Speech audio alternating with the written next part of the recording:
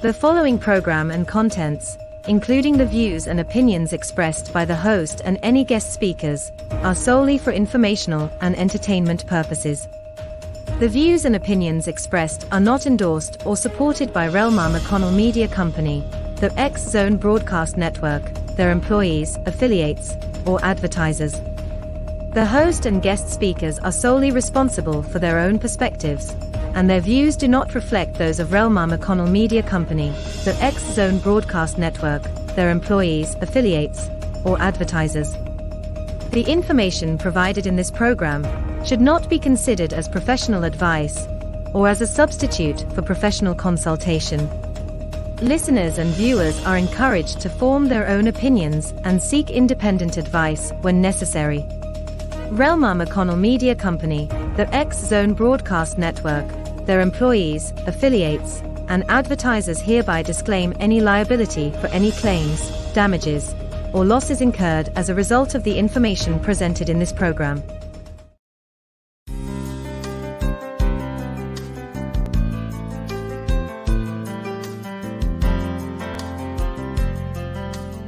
Welcome to Mission Evolution Radio Show with Gwilda Wiyaka, bringing together today's leading experts to uncover ever-deepening spiritual truths and the latest scientific developments in support of the evolution of humankind. For more information on Mission Evolution Radio with Gwilda Wiyaka, visit www.missionevolution.org. And now, here's the host of Mission Evolution, Miss Gwilda Wiyaka.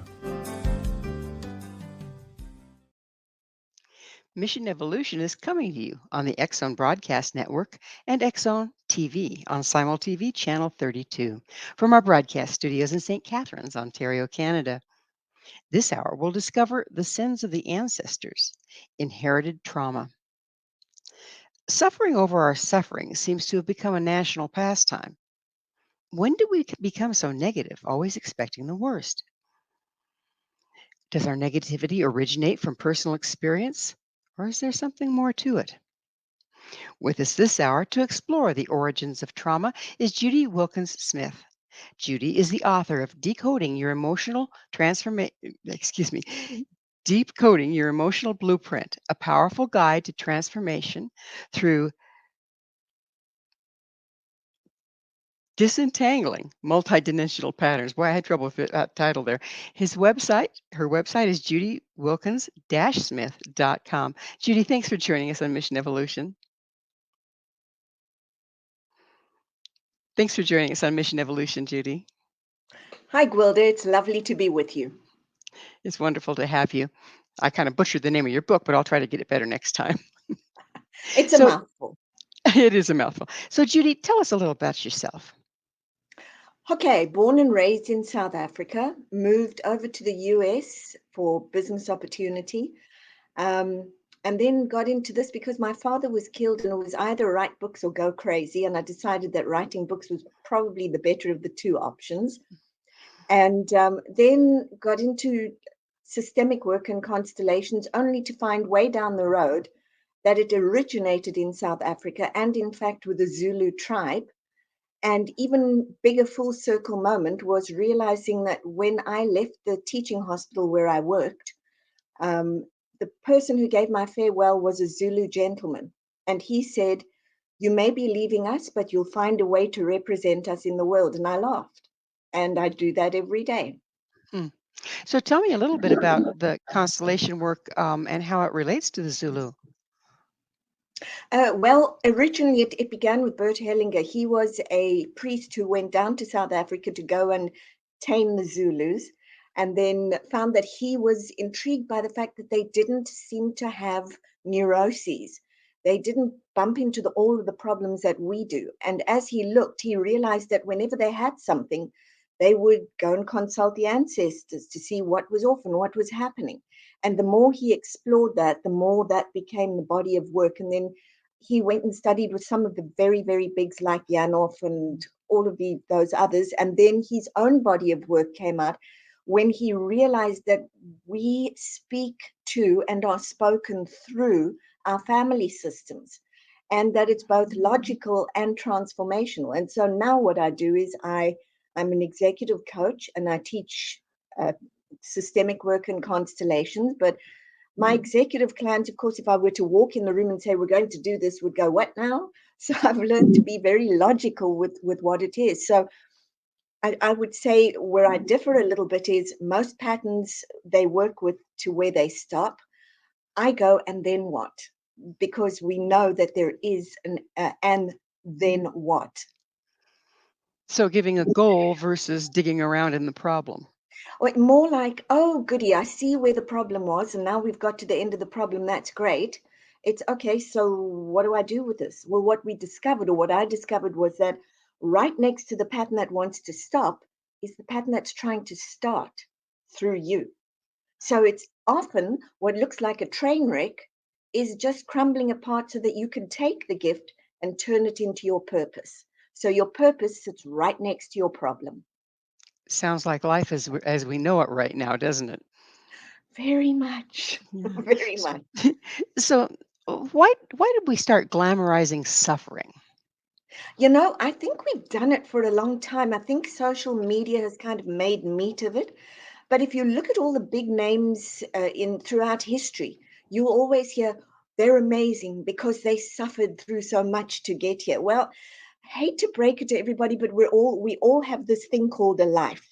And there are going to be ups and there are going to be downs. And we all have a story, and there are going to be ups and there are going to be downs. But we seem to have focused on the idea that the way to transformation and success is through suffering, and it allows us to feel like we belong. We see somebody famous who suffered, we go, oh, me too. So that must mean I belong. So it seems like it's not really popular to be successful. Excuse me. It seems like it's not very popular to be successful and balanced. It's like Yes, successful you and have to have balanced. suffering in there. Right, you got to mix that in because we've been speaking that language for thousands of years. No pain, no gain.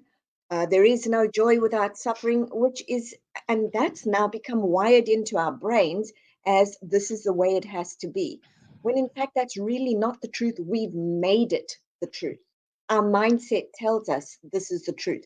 But think for yourself, Gwilda, about the times that you have stood maybe on the top of a mountain or seen something unbelievably beautiful and gone, wow, my life will never be the same. You're very capable of getting to that transformation and success through the other half of the language that we have, the positive half, the inspiring half. But because we've seen people suffer and it's been glamorized and monetized, we think that's the road that we should take. It doesn't do much for our bodies and it doesn't do much for our minds and souls. But isn't it the popular thing? I mean, it's almost like people feel guilty if they haven't suffered enough to get where they're at. Absolutely. Well, here's the thing. With that, often it centers a little bit around money, and it's, well, why do you get to have the money? Well, because I suffered. I earned my way there. Really? No, we don't need to do that. But this seems to be in the mix. It's what we've been taught is you're a greedy pig and you shouldn't have it unless you've suffered, in which case, that's good. You can do that. So now we all think we've got to suffer in order to be able to have enough money. And using money as an example, people that are born into money are resented and thought of as weak and having no value. Yeah, and so I work with a lot of those families, and what I teach them is, so you were born at this level with money. You were born with this amount of money. That doesn't mean you get to be complacent. What is your next step? How do you want to make a difference? What can you do with this magic, if you want, this flow? How are you going to be friends with money? Because something that people don't realize is that money is not a commodity. It is a friend and it is a relationship. And the way you show up for it is the way it's going to show up for you. So many people have hung their hats on and their personal value on their bank check, their bank books. Um, how do we move beyond that into embracing what you're talking about here? Well, first of all, we recognize that money is spiritual, not a commodity, and that it's a friend, not a commodity. And then you have a conversation with money about, what do I want to do with this? How can I use this along with my values to create the greatest good? I mean, there are beautiful adventures you can have.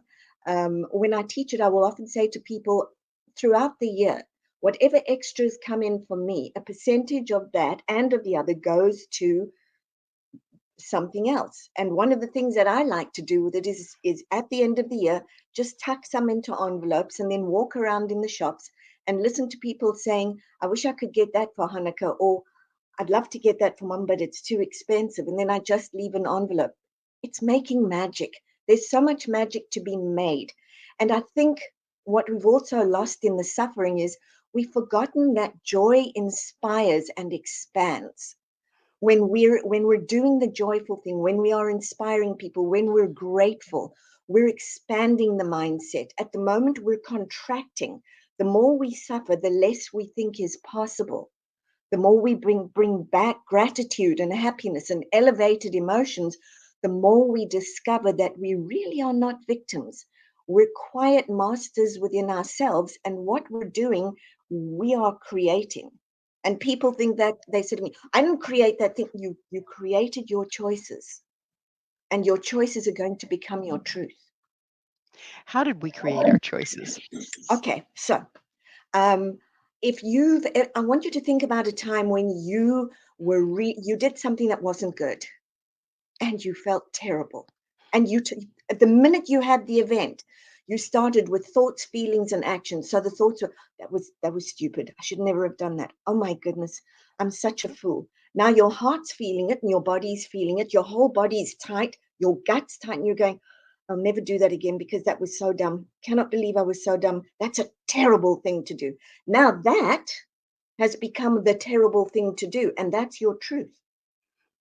Until and unless you go back to that and say, you know what? That wasn't smart, but what did I learn here? And what can I do that's different? How can I use this as leverage for a step up? What could I do that would make a difference? That's very much kinder and very much more evolutionary.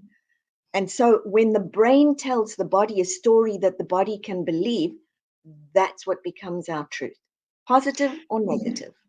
Well, we're going to have to take a station break, but on the other side, I'd like to get a little deeper into this because it seems like it's a pretty juicy topic. Judy and I will return very shortly, so don't go away. This is Mission Evolution, www.missionevolution.org.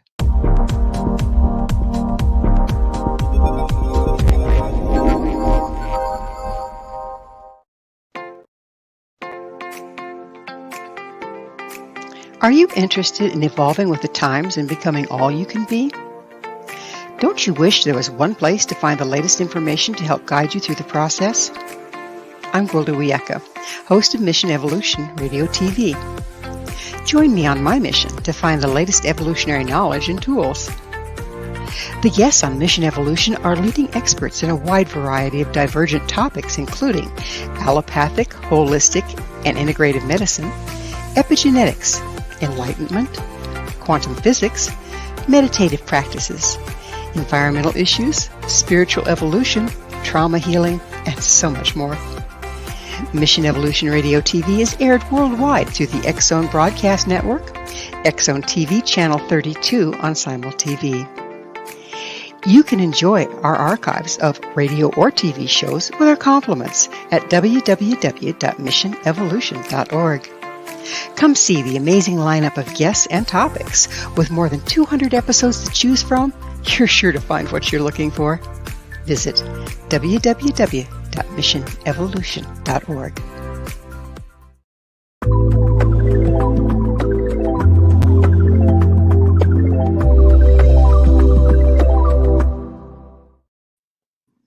Who would you be without your suffering? With us this hour discussing our emotional blueprint is Judy Wilkins-Smith. Judy, we were just getting into how if you have made a mistake or done something in a way that you really are not proud of, the tendency is to start beating ourselves up with it. And my question to you is, people hate to feel guilty, and they can only feel guilty so long before they start to project it outward onto somebody else. So would you go into that a little bit, how beating ourselves up not only diminishes us, but changes our behavior? Absolutely, because now we make ourselves smaller, as you said, and we think we're not good enough. And then we add all sorts of thoughts and feelings and actions to support that. And so beating yourself up disadvantages you, it robs the world. You're not growing. At that point, you're going inward. I always talk about the head, heart, gut connection. So when the heart opens and the gut can settle, then the head gets all itchy and it starts to go on an adventure. But the minute you do that, the guilty piece, it shuts down. Your heart closes, your brain goes into survival, and the gut tightens up. And so now you're stuck. So what I say to people is nobody profits from your guilt. How can you use your guilt and convert it to make a difference? On the other side of your guilt, something is waiting to be learned. So you cheat somebody out of something. What is it that's waiting to happen? You go, oh my goodness, I cheated them. I know this was wrong. Well, do you become the person who is very open and honest and goes to someone and says, hey, I made a mistake. Here's what I did. Are you a voice for honesty? Are you somebody who is compassionate when somebody else is going through it? There's so much to learn. If we would teach ourselves to have compassion and elevate, I think we would have a much easier time of it. Plus, if it's significant, epigenetically, you're about to create an impact if you use that guilt as a whack on your genetic system. Ooh, let's go into that a little bit. How does epigenetics is a wonderful buzzword right Love now. it. How does imploding on ourselves, hitting ourselves with guilt, how does that affect our epigenetics? Okay, so it's significant enough that you completely implode, you get yourself sick, you're anxious, you're diminished, and after that, all the women in your line never open their mouths and speak again. That's significant. And that impact is going to go two ways. One, your children are going to see it, hear it, feel it, experience it, and mimic it. And number two, it creates an imprint on the epigenetic coding that then becomes a blueprint for generations of behaviors and sufferings. And in fact, there's a study called the Great Dutch Hunger Winter, and they talk about the effects of an event. So it's always about an event, and it's not about an event. It's all about the event because the event triggers, but it's what you do with the event that makes the difference. It's what I'm thinking and what I'm feeling. Am I now operating by the hormones of stress or by those love hormones? Which ones are we doing, the elevated hormones? If it's the hormones of stress or the other one, you're going to create that imprint, and that's going to get passed down either as a limitation or a strength. So the sins of the fathers passing to the seventh generation starts to make a lot of sense, doesn't it? It does. And here's the piece with systemic work and constellation. So you have the sins of the father, but actually it's the gifts of the father. And I'll tell you why. You have a multi-generational pattern that echoes all the way down to you, and it's waiting for you to say, enough. I need to do this differently. We can't keep doing that. The gift to you is to ignite you to do something different that in turn shifts the system. So we're all interlocked. The minute you do something remarkable, the entire system starts to benefit. The minute you contract, the system contracts. And the minute you do the remarkable, those who come after you now have a different emotional DNA.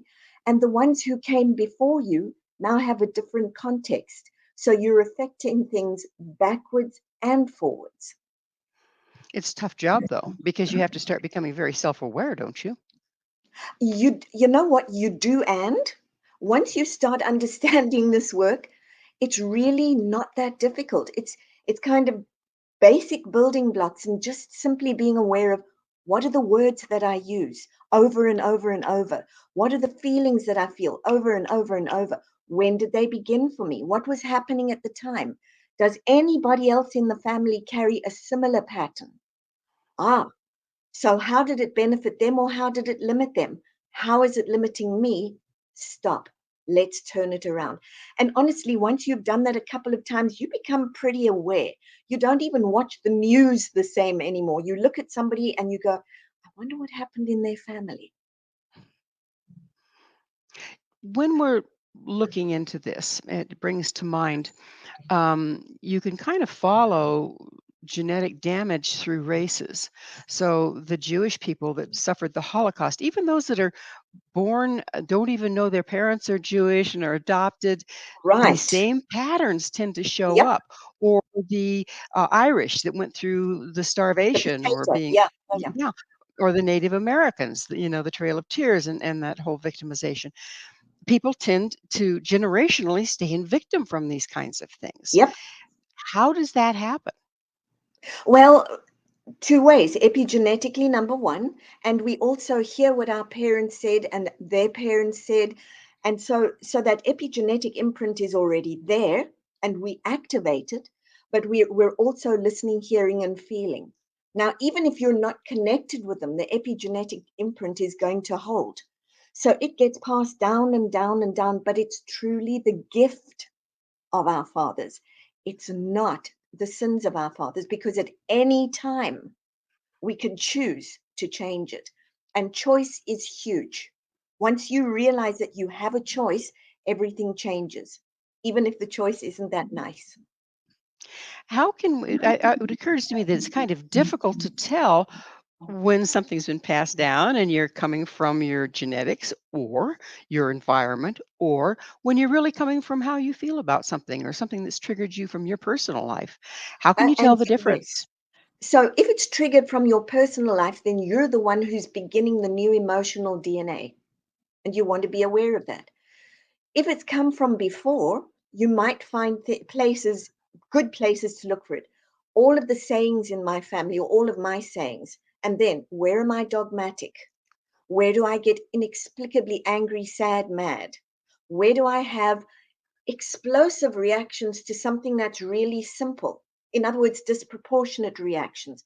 Those are all places to go looking, because generally you will find that there are different patterns that are in play already. So if you run across, not if, but when probably, you run across one of these places, okay, I'm Yeah. going along with my life and all of a sudden something comes out of my mouth that reminds me of my mother, but it wouldn't have been something that I would say it doesn't feel like, yet I've said it. How do you break that pattern? What are the mechanics there behind breaking it so epigenetically and environmentally my kids don't pick it up? Right. Okay, so here's what you do. And I laughed when you spoke about your mother, because I have a lot of people who say, I swore I would never be like my mother, and I open my mouth and out she comes. So how do you disentangle that? What you do is you become aware that you're doing that. You become aware that you have a pattern, and then you write down all your thoughts, all your feelings, all your actions. And what do I want to stop? And then you ask yourself one question. Okay, this is not something I want. So, what is possible here? What more is possible? And the minute you ask that, the heart begins to open, the brain turns on, the gut goes, ooh, something's happening here. And you really want to just pay attention to that. And it may sound like a crazy heart's desire. Pay attention to it. Start working with it and start following it, because it's literally, it's what you were born for. It's your purpose, is to begin swinging that around and elevating it. And you don't have to do it all at once. It's literally one new thought, one new feeling, one new action. The minute you do that, you're starting to rewire, and you're wiring in new patterns. And you'll see, when you've done it one time and you get a result that makes you a little bit happier, you go, oh, okay. And you do it again, and you do it again. We just So simply haven't been taught that. That's all. so you're burning your neurological pathways in your brain. So Absolutely. so it requires pausing before the mother comes out of the mouth and making a different choice. Is that how you do it? Absolutely. I want to tell my children, you need to tidy up now, immediately, immediately.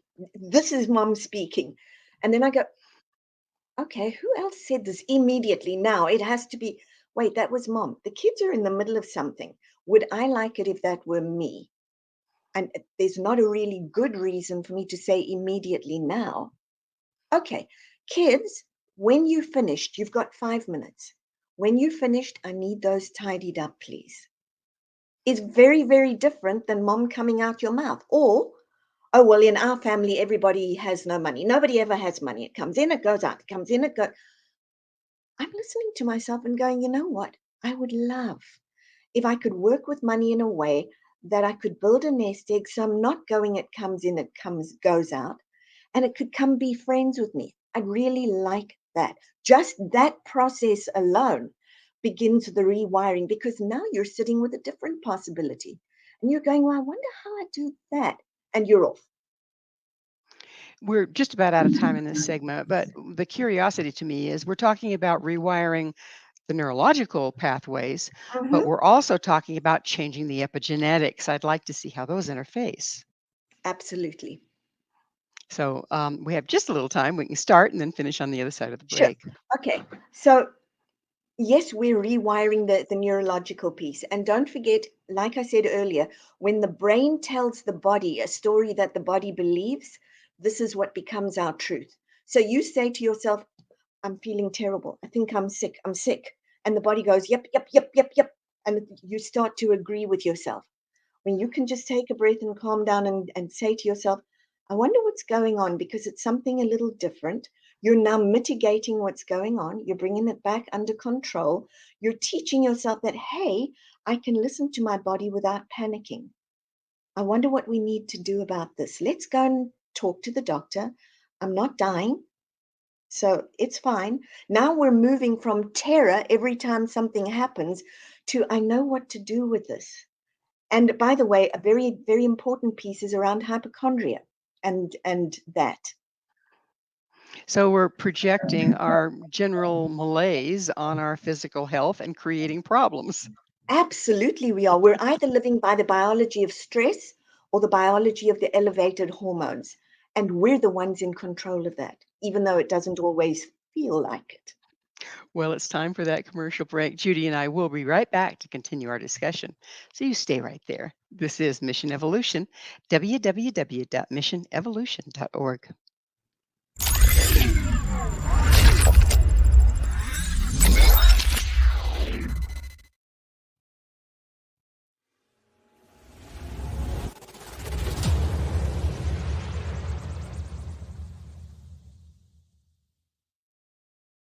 So I was watching the X Zone TV channel last night when I was abducted by aliens, and they kept repeating to me over and over again, simultv.com, simultv.com. What's simultv.com? That's what I asked them. They had it written on the side of their UFO. How do you spell that? UFO. No, I mean simultv.com. simultv.com. simultv.com. Right. simultv.com. Interesting that you were abducted by aliens in a simultv.com UFO last night. Oh, yeah? Yeah. Now that you mention it, I remember now last night I was awakened from a deep sleep. My great-grandmother was standing there. She said she come from the hereafter to tell me about simultv.com. She even spelled it out for me. simultv.com, sonny boy. simultv.com. simultv.com, sonny boy. Wow. Yeah. Guys, you'll never guess what my psychic guru just told me. simultv.com. Exactly. Are you guys psychic too? Of course. We all know about simultv.com. simultv.com.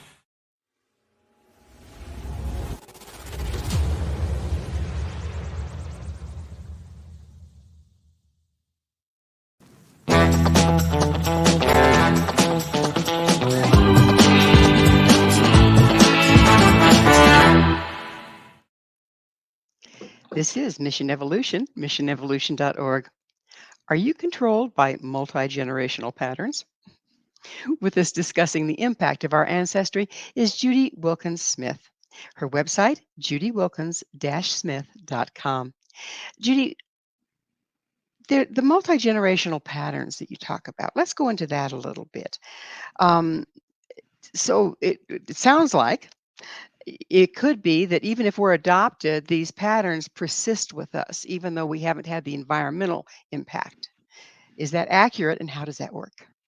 Absolutely. If you've watched any of the television series, Who Do You Think You Are? Or if you've watched Long Lost Relatives, you'll see often when they connect, what is the first thing they say? I sat with my mother, or I sat with my grandmother, and oh my goodness, we even fluff our hair the same way. What's happening? Yeah, it's the emotional DNA that's being passed down. And it's in the system, and it's asking to be heard, and it's asking to be worked with. It sits there. There's another piece. Whatever is excluded in a family system, anyone or anything that's excluded in a family system, creates a pattern that expands and repeats, because systems don't like vacuums and they don't like holes. Everybody has a right to belong, and everybody does belong. It's literally impossible to not belong. So you're connected to that all the time. We have a lot of, another buzzword is narcissism, and but there is a lot of narcissism in our societies right now, and a narcissistic parent will very often deitize one child and villainize another. Is that what you're talking about that creates these holes? No. When I say a whole, it could actually be that too.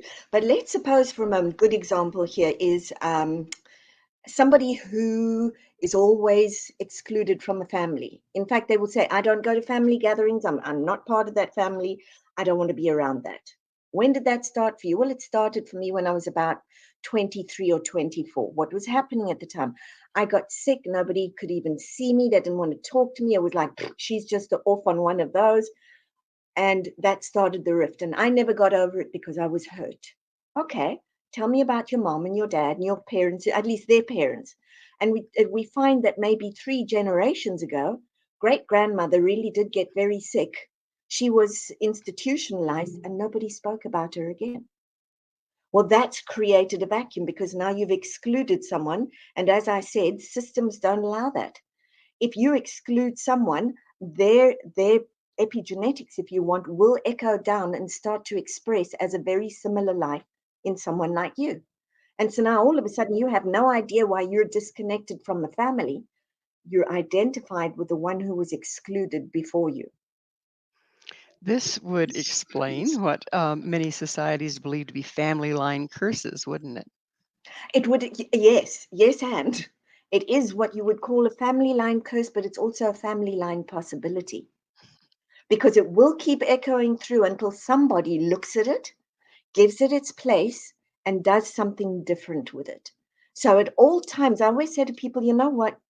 The universe is in support of you. It always will be. It always has been. And your system is the same. It's always trying to get you to move it forward. It doesn't need you to be held back.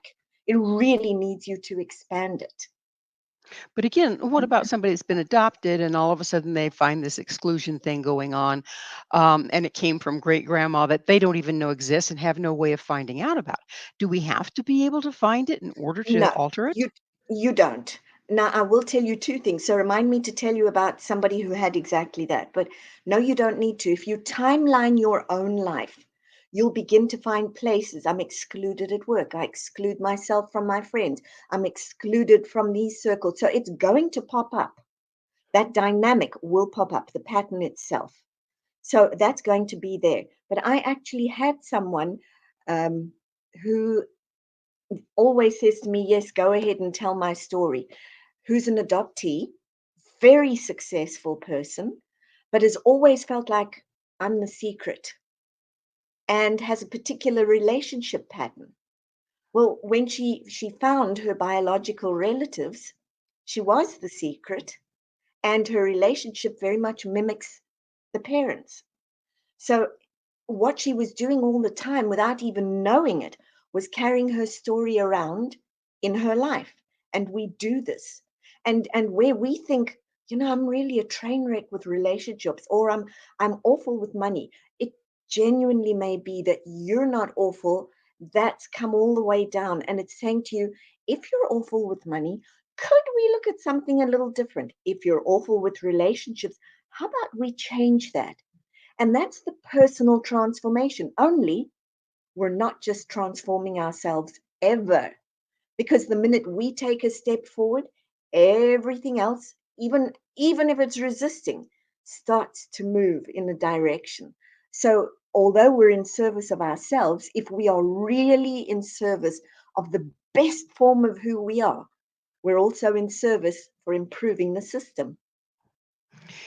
There's another phenomenon that I'd like to have you try to explain for us here, is that I noticed there's this a timeline, you talk about timelines, Sure. where at a particular age, I might act like this. And then when I hit a certain age, all of a sudden my behavior changes, even Mhm. my the way I phrase things to maybe the way my mother was when she was in her 70s. So, um, how does that work, that timeline piece? Oh, absolutely. You're spot on with that. You will find that people will come to you and say, I had this terrible thing happen to me at 23. I was never the same.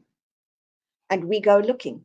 And we may find that grandfather had a terrible thing happen when he was 23 and he was never the same. In fact, I had somebody who came to me and said to me, at the age of 41, now listen to the language, because this is the other place that we know we're repeating a pattern.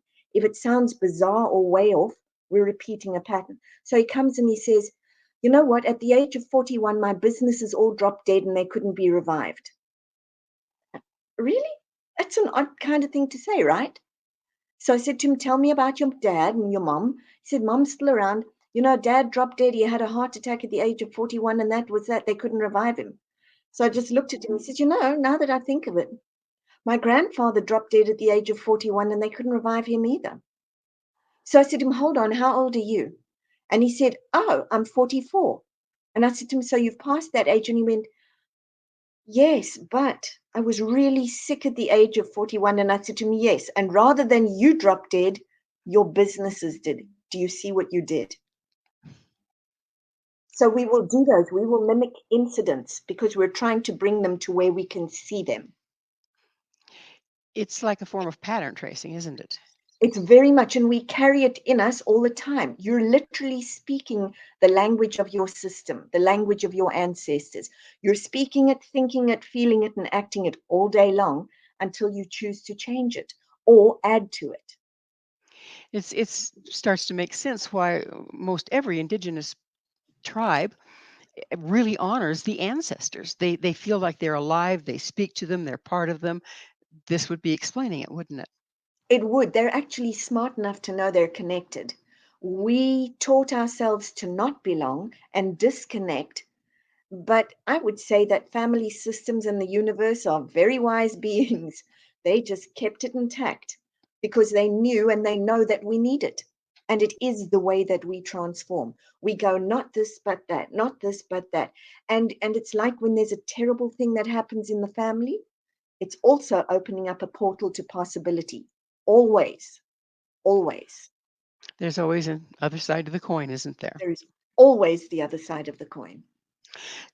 How can we stop, from our conversation here, it sounds like if we're buying into the negativity versus looking where it comes from and taking a choice with it, can we actually recreate it? Are we the ones recreating that incident?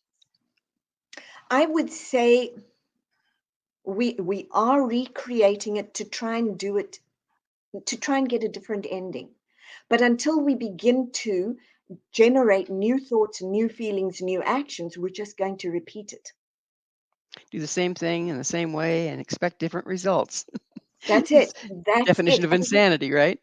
And we know this, and yet we haven't quite clicked that the magic is in flipping the switch and that it's been there all along. Well, it seems like, again, people are really overwhelmed with negativity. Like you mentioned, it's in our language, it's in our thought forms. Yeah. And my question, what I was trying to ask is, because of that, are we literally recreating it?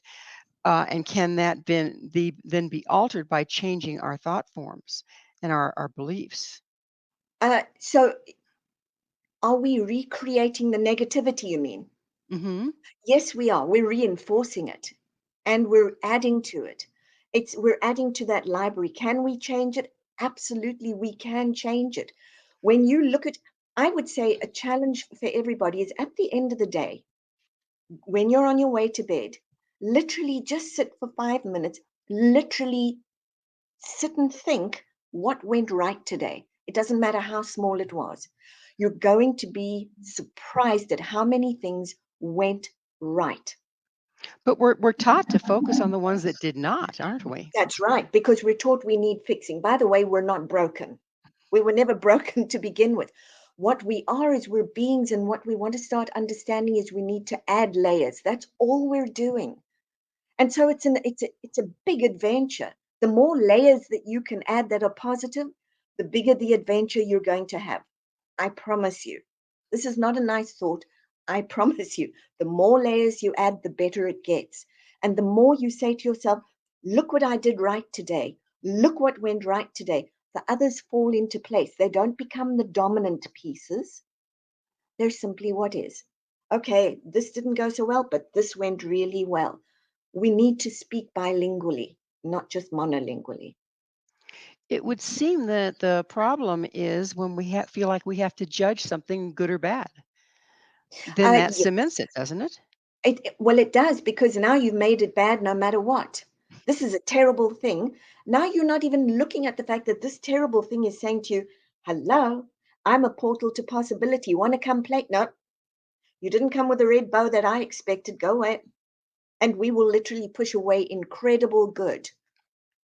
And when we push it away, does that then create that gap you were talking about, that hole? When we push it away, it creates the exclusion of that, yes, because now you're excluding your good, and we become really good at excluding our good. Amazing, amazing. The ostrich. Yeah.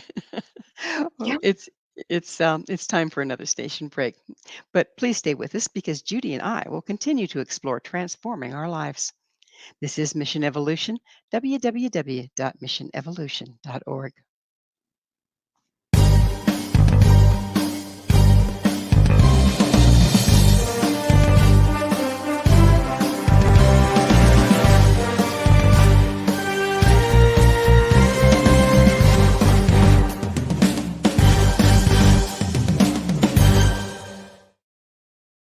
Do you have a product or service you'd like to promote to a worldwide audience? Imagine your product featured on Mission Evolution Radio TV. If you're interested in showcasing your work, Mission Evolution is broadcast to the X-Zone TV Channel 32 Simul TV, on the X-Zone Broadcast Network, YouTube, iTunes, iHeartRadio, Amazon Music, Audible, and many other audio and social media platforms. Our professional studios can produce and broadcast your custom high-quality ad. It will be permanently embedded in each episode and featured in the archives for years to come. Together, we can make it happen. Contact us at info@missionevolution.org for more details. Spaces are limited, so don't miss out on this great opportunity. Email info@missionevolution.org today.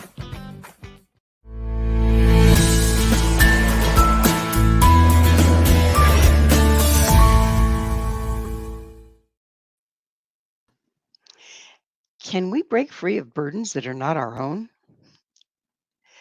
This is Mission Evolution, missionevolution.org. We're continuing our discussion with Judy Wilkins-Smith. Her website, judywilkins-smith.com. Judy, there's another thing. Again, it goes back to indigenous ways, but there's a belief in a lot of different tribes that if one individual of a family or of a tribe is sick, the entire tribe is sick. How does that relate here? Yeah, that's quite right. If one member of the family system is sick, the whole family system is sick. It's the same as somebody who goes to war and comes back with PTSD. The family has PTSD because it affects everything. And so the opposite of that is true as well. When one member begins to transform, the system is transformed. When one member of a tribe begins to transform, the tribe is transformed. So we think that we don't have much value or can't do much as an individual. Everything begins with the individual and the yes and the choice.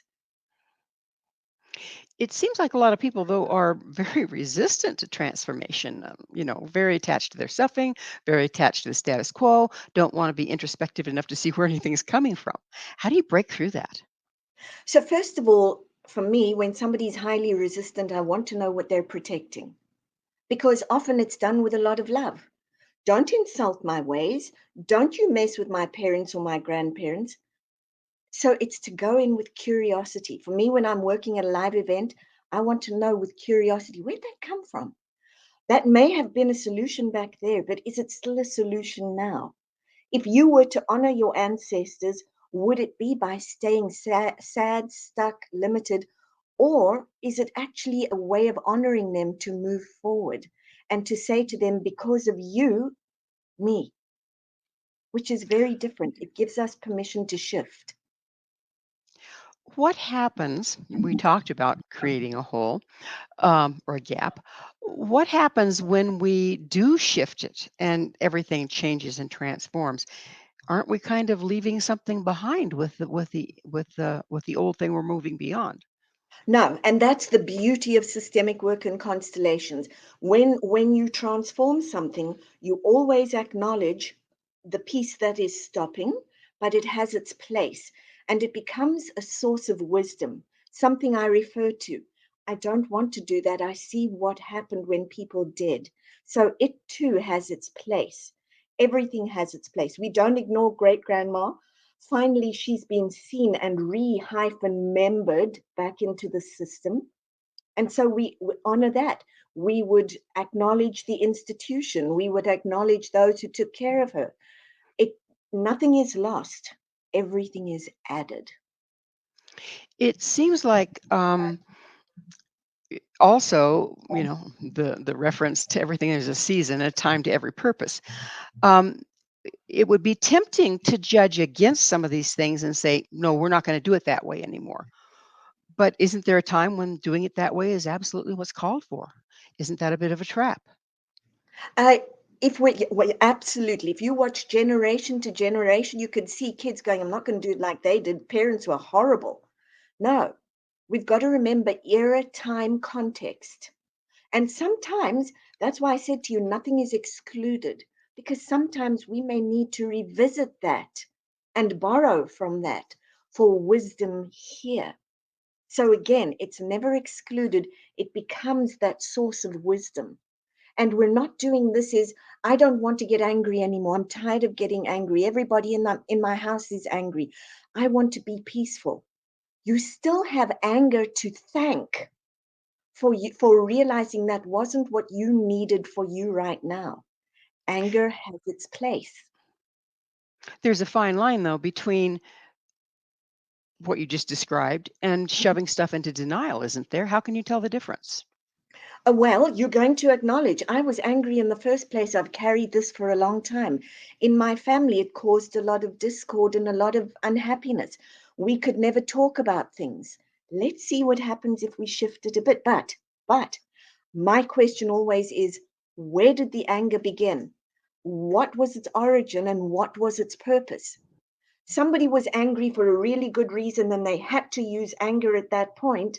Can we acknowledge that anger had a purpose right there, but that it stayed around after its season, as you put it, was done? And now it's time for us to give something else a season.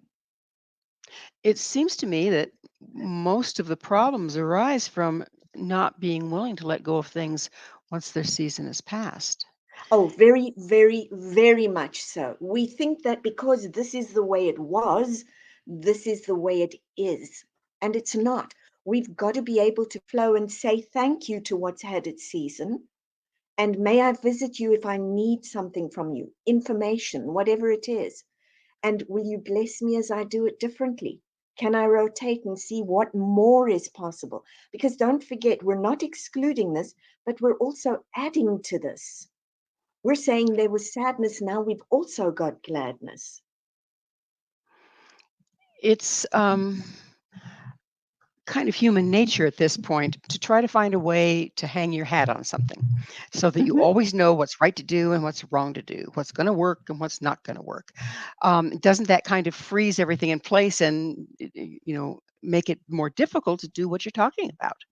Well, it can, because societally it means, and we see this all the time. You shouldn't do that. I mean, you can't have a spiritual podcast and make money. That's just not right. Well, really? I suppose once upon a time it could have been that, but now people are wanting to pay for good content and you're wanting to deliver good content, which means you've got to be able to have money and play with it. So those two kind of do belong together, which by the way is another myth. It's never money or God or money or love. They actually are quite good together. But it's just giving ourselves permission to expand and not be dogmatic and understand, how can I use this now? Does that answer you? It does, but there's a lot of fear and dogma in our world right now. I mean, a Yes, lot of there our is. religions are built on it. Yeah. We're brought up to it. We're weaned on it. As individuals, how do we start recognizing where that's in play in our life? Well, I would ask you again, examine your words, listen to your words, listen to your writing, listen to your thoughts. People will say to me, it has to be this way. And I'll say, oh, you're a sinner. You were born into sin. You will die in sin. And then I look at it and go, if we're going to go those texts, I remember that the person who said that also said, you too can do more than even I can. And I go, so can we try some of that, please? Options, always options. Options, options, and are we going for the highest options? Well, it's that time in the show, Judy, when I have to ask you, what's your mission? My mission is absolutely to get people to understand that they are remarkable lives, that they have choices, and that I will ask them whenever I meet them, how big are you willing to be? Because the day that you agree to be big is the humblest day of your life. It's the first time you agree to be in service of the universe, and now it's game on. What would you say if I was to ask you the percentage of our lives until we start this process that are being driven by our history versus us as individuals? Wow. Okay, so I'm going to get out there and tell you that 90% of the time you are not living your own life, you're living the lives of your ancestors. Now, that's a pretty scary figure, isn't it? That's a pretty scary figure. But when you start being awake and being present and changing things up, you're now no longer entangled in your ancestors' lives. You're fully present and you've just created a whole new dimension of possibilities. I love the way you said presence because it sounds like most of us are living in the history.